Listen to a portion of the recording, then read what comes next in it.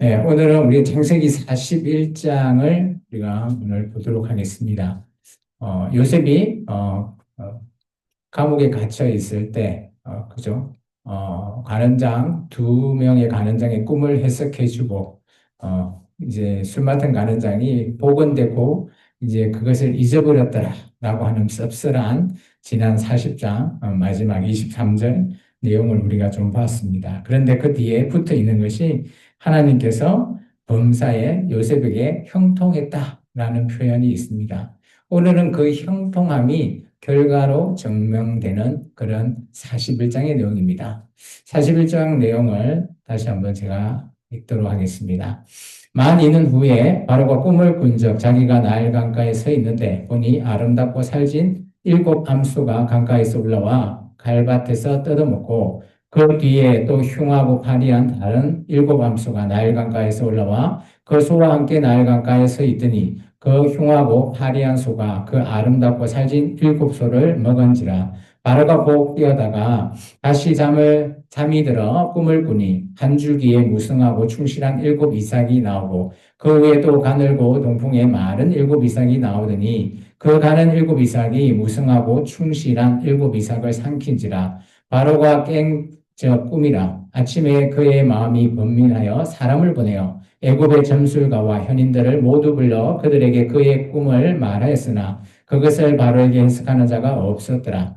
술 맡은 가는장이 바로에게 말하여 이르되 내가 오늘 내 죄를 기억하나이다. 바로께서 종들에게 놓아사 나와 떡 굽는 가는장을 친위 대장의 집에 가두었을 때에 나와 그가 하룻밤에 꿈을 꾼 적 각기 뜻이 있는 꿈이라. 그곳에 친위 대장의 종된 히브리 청년이 우리와 함께 있기로 우리가 그에게 말하매 그가 우리의 꿈을 풀되 그 꿈대로 각 사람에게 해석하더니 그 해석한 대로 되어 나는 복직되고 그는 매달렸나이다.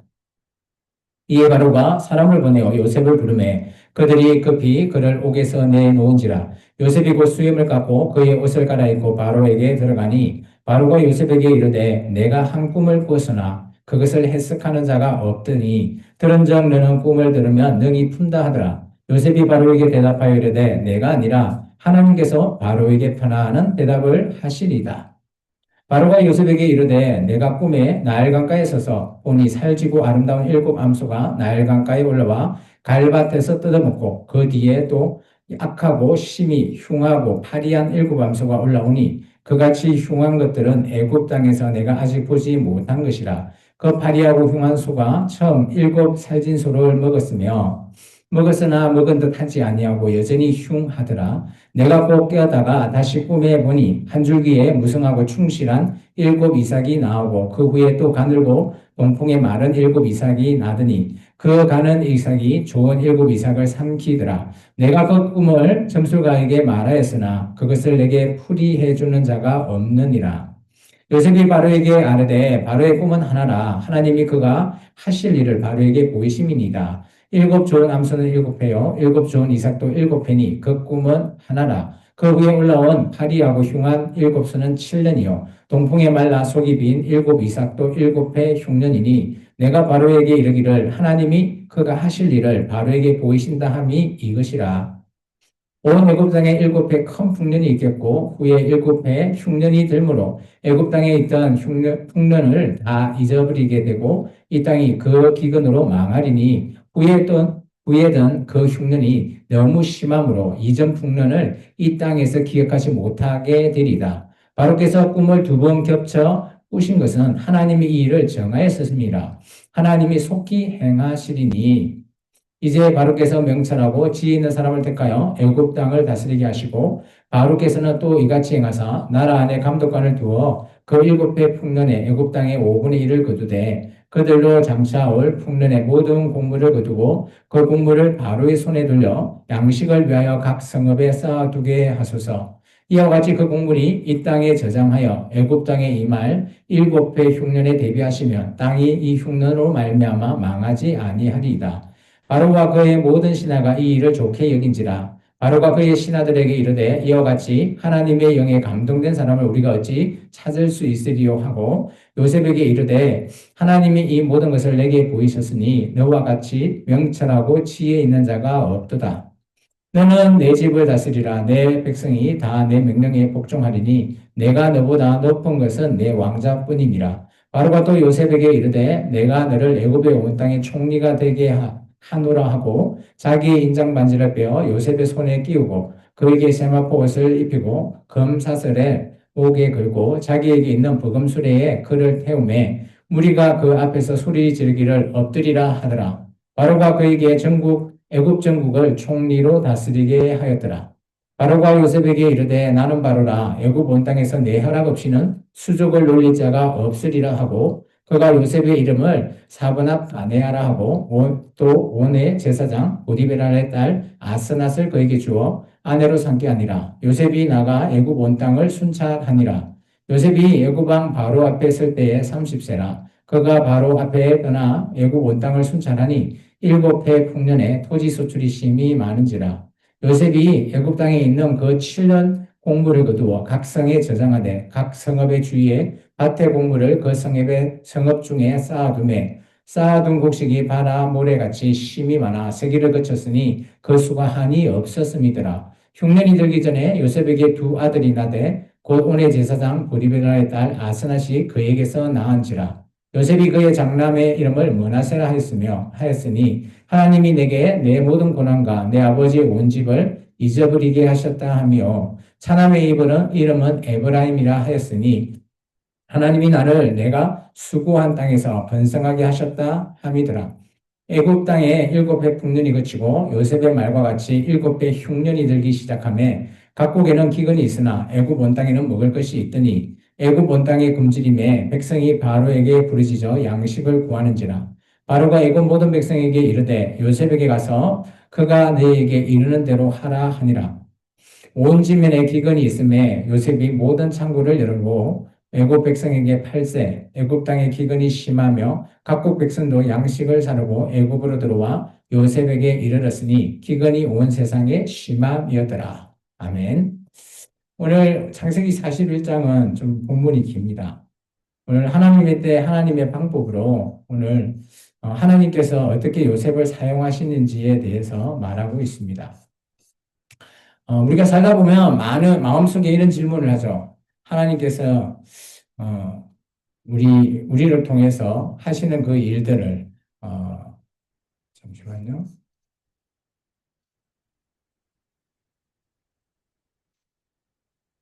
어,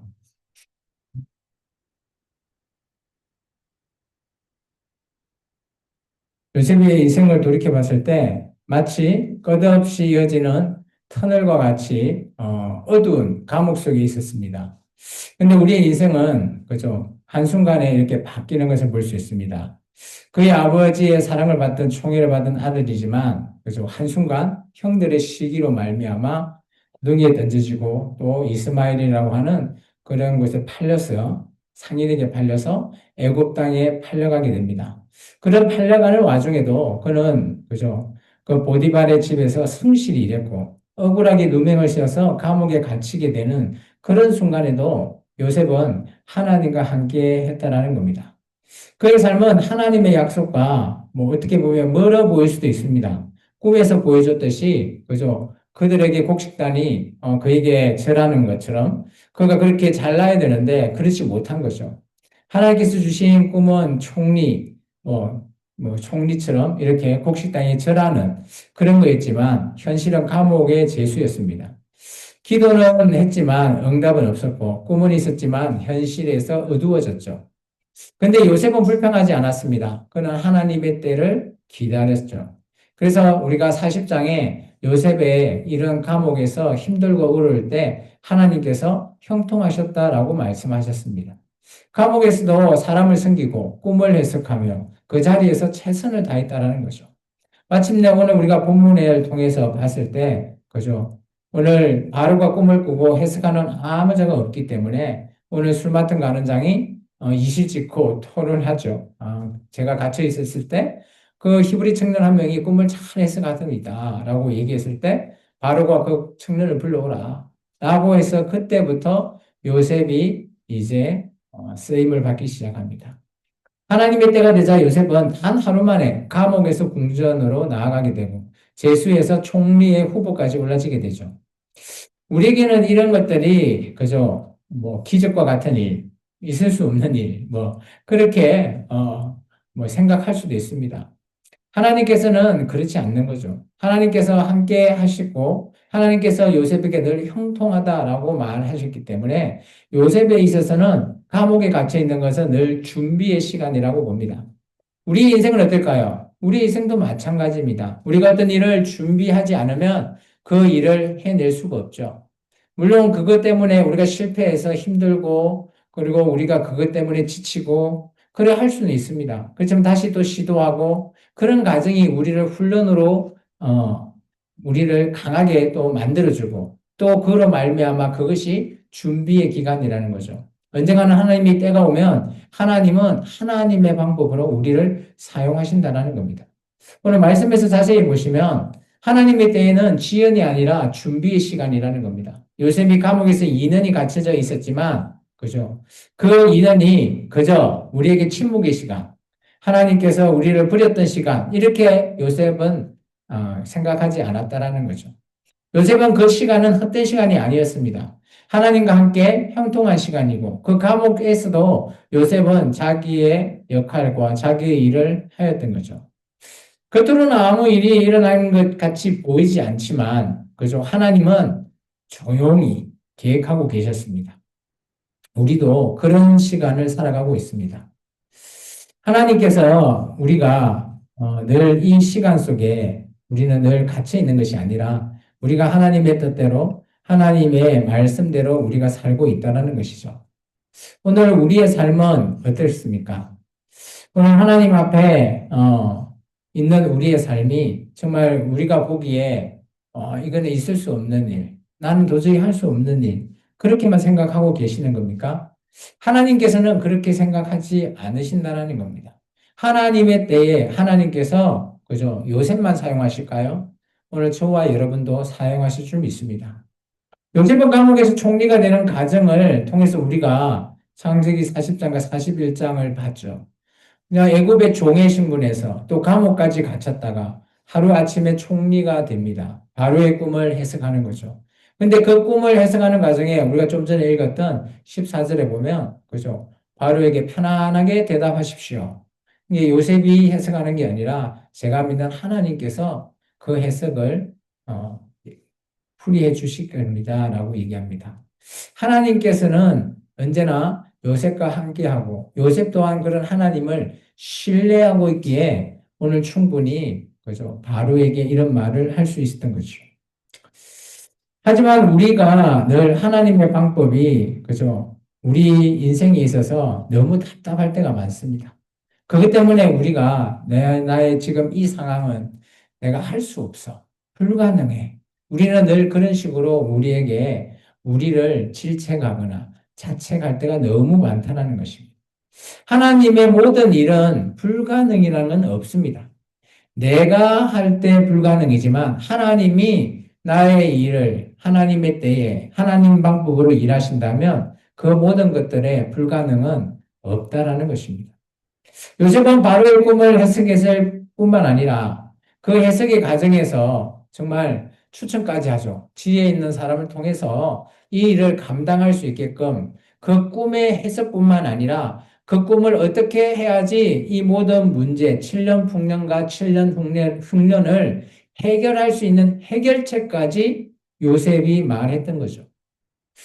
더 놀라운 것은 바로와 바로의 신하들이 이 청년, 히브리 청년 30살 되는 청년의 의견에 귀를 기울였다라는 거예요. 국가의 대소사 큰 문제가 있을 때 잘 한번 생각해 보십시오.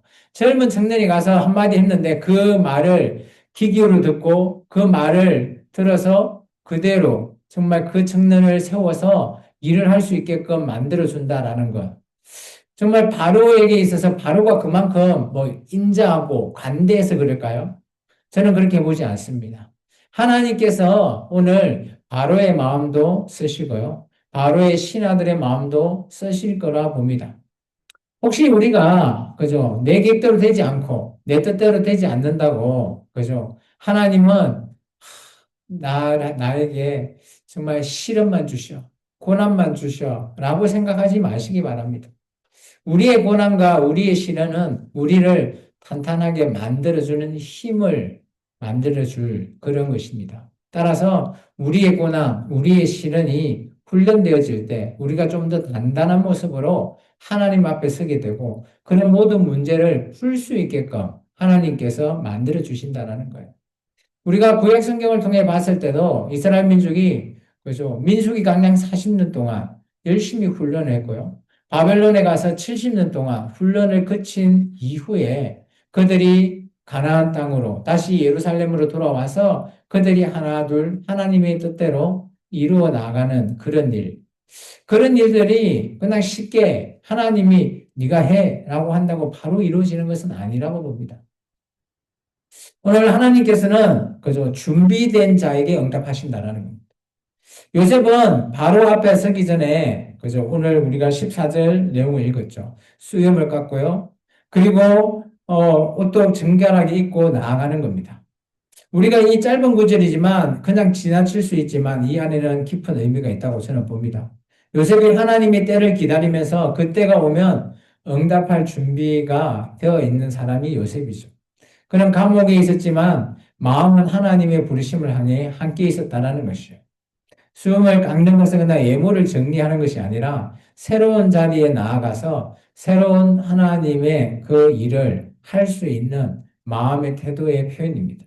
옷을 갈아입고 죄수에서 그의 신분을 벗고 새롭게 하나님의 계획에 맞게끔 바로 앞에 서게 되는 겁니다.